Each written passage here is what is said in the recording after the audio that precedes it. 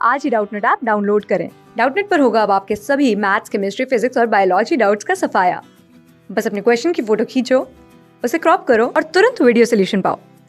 Download now. Hello friends, हमें यहाँ एक गद्यांश दिया गया है जिसे पढ़कर हमें दिए गए प्रश्न के सही उत्तर का चयन करना है। प्राचीन भारत में शिक्षक को पिता से अधिक महान बताया गया है। भारत में उसका स्थान सर्वोच्च था। श्वेतसप्रोपनिषद में गुरु को ईश्वर के पद पर रखकर उसे परम श्रद्धास्पद बताया गया है। शिक्षक अपने ज्ञान के प्रकाश से अज्ञानता रूपी अंधकार को दूर भगाता था और समाज को एक नई शिक्षा देता था। आप स्तंभ धर्मसूत्र में इसीलिए कहा गया है कि शिष्य को अपने गुरु को भगवान की भांति मानना चाहिए। गुरु के प्रति श्रद्धा की भावना का प्रमाण एकलव्य की शिक्षा कथा से मिलता है। गुरु की सेवा से शिष्य को ब्रह्मलोक की प्राप्ति होती है।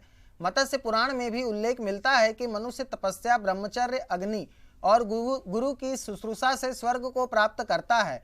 अतः आचार्य एवं माता पिता आदि का अपमान नहीं करना चाहिए, क्योंकि आचार्य ब्रह्मा का, पिता प्रजापति का और माता पृथ्वी की स्वरूप है। एक अन्य स्थान पर यह कहा गया है कि आचार्य की यज्ञ पूर्वक पूजा करनी चाहिए, क्योंकि जहाँ आचार्य की पूजा नहीं होती वहाँ सारी क्रियाएं निष्फल हो जाती है।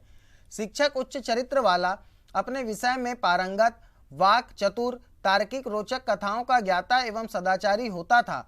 महाभारत में उल्लेख मिलता है कि शिक्षक को विनयी, विनम्र, निष्पक्ष, नैष्टिक, ब्रह्मचारी, शांत चित्त, प्रखर बुद्धि वाला तथा व्याख्या करने में कुशल होना चाहिए। शिक्षक के लिए आचार्य, उपाध्याय, गुरु, अध्यापक आदि शब्द प्रयुक्त हुए हैं। वैसे तो यह समानार्थक प्रतीक होते हैं, परंतु उनमें भिन्नता है। आचार्य उपनयन के पश्चात अपने शिष्यों को आचार्य की भी शिक्षा देता था। याज्ञवल्क्य उपनयन के पश्चात वेद पढ़ाने वाले को आचार्य मानते हैं। मनु के अनुसार जो ब्राह्मण शिष्य का यज्ञोपवीत करके उपनिषद सहित सब वेद की शाखा को पढ़ाता है उसे आचार्य कहा जाता है। अपने शिष्यों से जो धन आदि लेकर परिवार का पालन पोषण करता था उसे उपाध्याय की संज्ञा से संबोधित किया गया है। मनु ने उपाध्याय की परिभाषा बताते हुए कहा है कि जो वेद के एक देश अर्थात मंत्र एवं ब्राह्मण भाग को तथा वेद के अंग, व्याकरण आदि को जीविका के लिए पढ़ाता है वह उपाध्याय कहा जाता है। जो गर्भाधान आदि संस्कारों को विधि पूर्वक करता है और अन्नादि के द्वारा अपने परिवार को बढ़ाता है अर्थात पालन करता है वह ब्राह्मण गुरु कहा जाता है। वर्ण किया हुआ जो ब्राह्मण अग्नाध्याय, पाक यज्ञ और अग्निष्टोम आदि यज्ञों को जिसकी ओर से करता था वह उसका ऋत्विक कहलाता था। उपर्युक्त गद्यांश में हमें बताया गया है कि प्राचीन समय से ही गुरु को ईश्वर से अधिक श्रेष्ठ माना गया है, क्योंकि गुरु के द्वारा ही समाज में शिक्षा को प्रेषित किया जाता है जिसे व्यक्ति प्राप्त या ग्रहण करता है।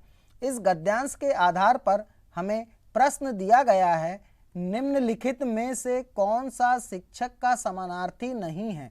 इसके हमें 4 उत्तर दिए गए हैं, गुरु, उपाध्याय, वेदक और आचार्य। हम यदि देखते हैं तो इस प्रश्न से संबंधित हमें गद्यांश में दिया गया है शिक्षक के लिए आचार्य, उपाध्याय, गुरु, अध्यापक आदि शब्द प्रयुक्त हुए हैं। तो हम देखते हैं कि हमारे प्रश्न में दिया गया शब्द वेदज्ञ शिक्षक का समानार्थी नहीं है, तो हमारे प्रश्न का सही उत्तर होगा वेदज्ञ। धन्यवाद। क्लास 6 से 12 से लेके नीट, IIT, JEE मेंस और एडवांस के लेवल तक 10 मिलियन से ज्यादा स्टूडेंट्स का भरोसा। आज ही डाउनलोड करें डाउटनेट ऐप या व्हाट्सएप कीजिए अपने डाउट्स 8400 400 400 पर।